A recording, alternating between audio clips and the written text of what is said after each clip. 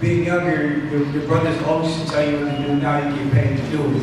How important was it for you to have them involved in this franchise and moving forward?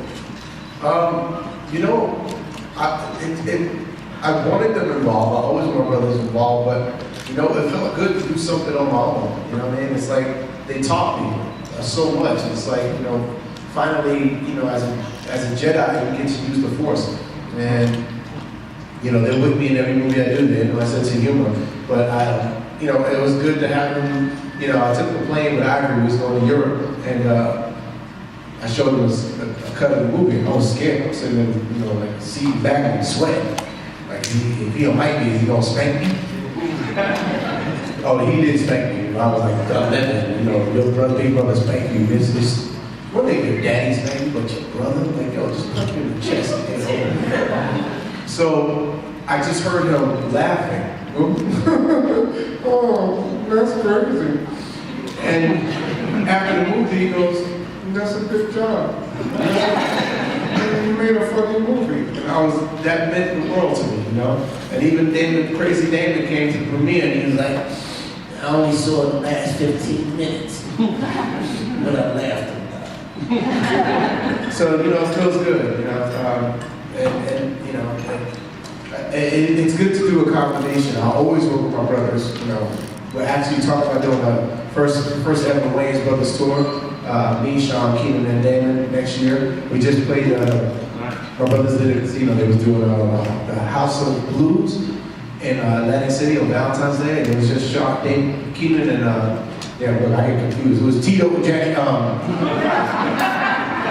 it was just David and Keenan originally, and then Sean was like, I'm gonna go and I'm just gonna perform. I'm not getting paid until they'll show up. And I was like, all right, well, if you're gonna crash the stage, I'm gonna crash the stage too.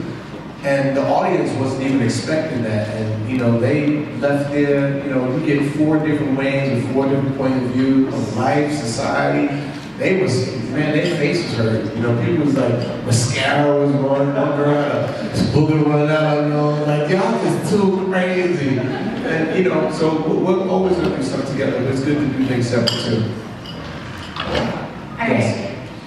My name is Candace. I'm here with Steve Harvey on the show, and Steve Cater. Hey, what's up, Steve? Hey. Hey, go down. Can you tell us about a scene in the movie that you really, really like that may not have made the movie?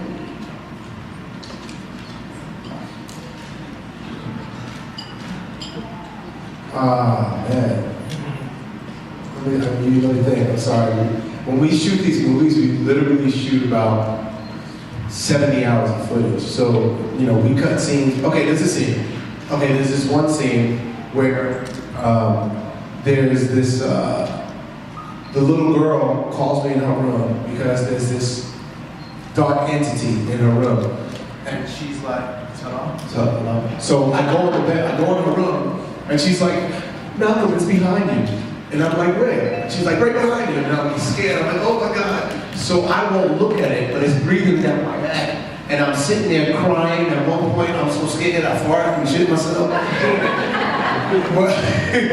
Like, I'm just like, oh my God, Lord, don't kill me, Mama. I don't want it. It's really funny, but it's just like, you know, we like to keep these movies short and sweet. And as funny as it is, we just felt like, for the overall journey of the movie, I'd rather not have that stutter step and just keep them on a roller coaster. And I think we had enough beats of scare to make people laugh. So you just make your choices, and you know, it's something great that we put on the DVD. Plus, we couldn't afford the effect of the demon in the back of me. So yeah. So that was an easy cut.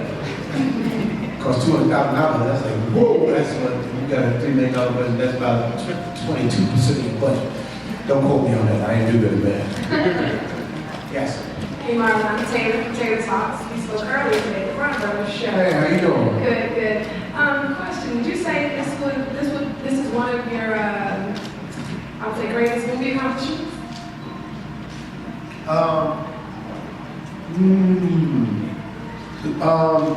No, I think it's an accomplishment, but I want to call it my greatest accomplishment. I think anytime I do things with my brothers and uniformly we are successful, you know, I think that puts 4 black people in very great positions. And I think that that journey to me is always a lot more, has a lot more strength. Doing it by myself is wonderful too, because it just shows me that I can do it. But I love working with those guys. And, you know, it's hard to get any 4 Negroes to do anything together. Like, I see why New Edition keep bringing up. Damon's Bobby Brown, y'all just don't understand. Superpowers, you are special. And it's good to go see you do your thing. You do your thing. Now, I'm still not going to see that disgusting movie, but now my parents aren't allowing me to see this. I don't ever see my stand-up either. I'm cursing for an hour and a half. I can't. It feels weird. Talking about sex and I'm like, oh, baby, you're crazy. It's the way. Last thing you want to hear, yeah, hey, goddamn, ain't no sex. You're going to go, yeah, that's crazy, ain't it? I was like, yeah. In the deep voice. God. Ooh, the voice of Dog Canoes. Oh, yeah. Oh, what's up? What's going on, CJ Carter Hip Hop Weekly? How are you? I'm good, man. How you doing? I'm good, man. I'm sitting here, you know what I'm saying, vibing with Mr. Marlon Wayans talking about running out 2 slow straight. My question to you is, you guys seem like you have so much fun filming these movies, and I'm quite sure there were a bunch of memorable moments, but for you, what was the best part of making the Haunted House 2? You know, working with the actors, man, working with Seth, working with Gabriel Iglesias, you know, working with Essence, working with Atheon, because for me, when I'm on a set like that, man, I feel like I don't want to say this because he's a lot greater than I can ever think to be, but I feel like LeBron James, where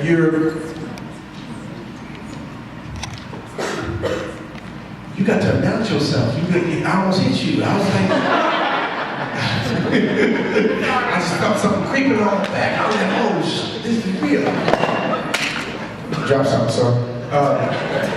So I feel like, you know, it's distributing the ball. It's one thing for you to score. I know I can score at any given moment. Like if I'm in a movie, you know, I always write myself like the most unfunniest in the movie.